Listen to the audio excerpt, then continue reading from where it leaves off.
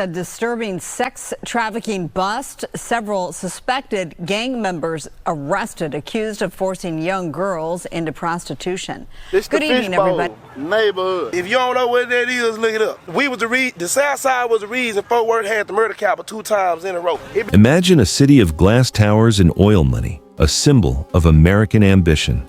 But beneath that polished surface lies a parallel city, governed by rules written in the blood-soaked streets of 1970s Los Angeles.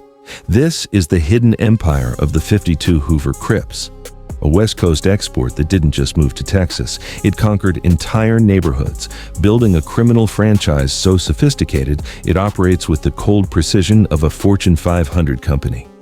How did a gang born in South Central LA establish a cartel in the heart of Texas?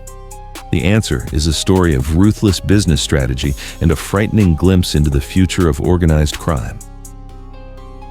The first thing you notice in 52 Hoover territories like South Park or Sunnyside is the duality. Well-maintained homes stand just blocks from abandoned buildings scarred with bullet holes. Children play in sprinklers while a few streets over, lookouts signal the arrival of police with military efficiency. The signs are everywhere. The specific shade of Hoover blue on bandanas and hats, the intricate graffiti that communicates warnings and power. This is not a chaotic slum, this is a heavily administered domain. The 52 Hoovers have leveraged Houston's sprawling freeways and its proximity to the Mexican border to transform these communities into the nerve center of a multi-state drug distribution hub.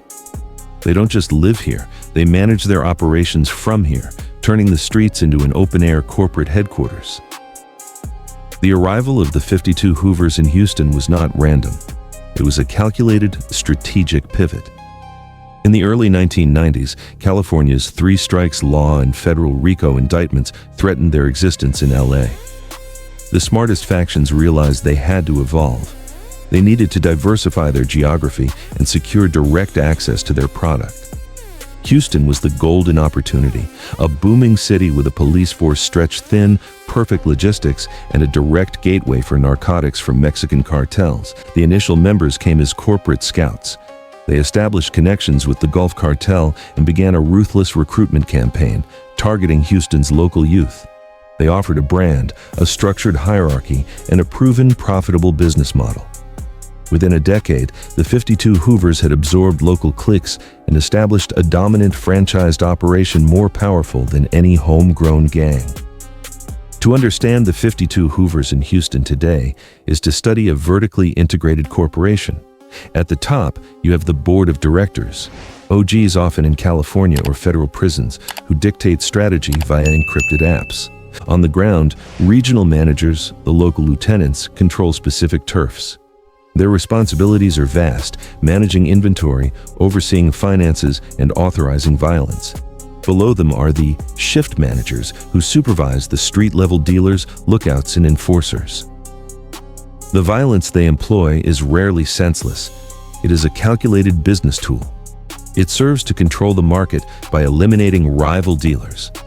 It enforces brand discipline with swift retaliation for any disrespect, and it secures the supply chain by avenging robberies. Their recruitment is systematic, targeting boys as young as 12, offering them a sense of belonging and purpose that is absent in underfunded schools and broken homes. For many, it's not a choice. It's the only industry in town that's hiring. The terrifying efficiency of this model lies in its masterful exploitation of systemic failures. Houston's vast size and maze of jurisdictional boundaries between police agencies create crippling gaps. The gang deliberately operates across these lines, but their integration is more profound. They operate cash-heavy front businesses like car washes and corner stores to launder money. There are allegations of their tendrils reaching into local politics through intimidation. Most disturbingly, they fill a vacuum left by a retreating public sector. In neighborhoods where banks refuse to give loans, the Hoovers become shadow lenders. Where police response is slow, they offer their own form of protection. They have become a perversely stable institution in a landscape of instability. The system has reached an unspoken equilibrium. Law enforcement often focuses on containment, keeping the violence from spilling into affluent districts, rather than the far more difficult task of dismantlement. The tragic calculus is that it's easier to manage a controlled burn than to put it out. The impact of this franchise extends far beyond Houston. They are a blueprint for 21st century gang expansion. The model perfected here has been replicated in cities like Dallas, Atlanta, and Charlotte. The consequences are devastating. The Hoovers are key distributors of fentanyl and methamphetamine, directly fueling the overdose epidemic.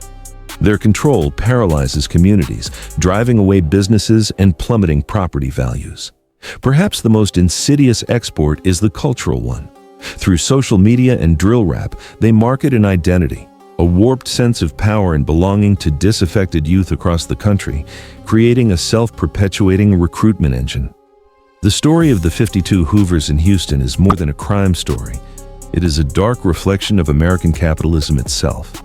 They are agile, innovative, demand-driven, and ruthlessly efficient. In many ways, they have proven more adaptable than the government institutions tasked with stopping them. We are not fighting mindless thugs. We are fighting a dark mirror of our own system, one that thrives in the cracks of our society. The fundamental question is no longer how to arrest more young men, but how to build communities where the 52 Hoover brand holds no appeal, because real opportunity and real hope are present in abundance. Until we answer that, the franchise will continue to grow. If this deep dive into the corporate structure of a modern American gang shocked you, please like this video. It helps us continue our investigations into the hidden forces shaping our cities.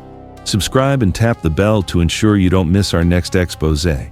We're just getting started. Stay aware. See you in the next video.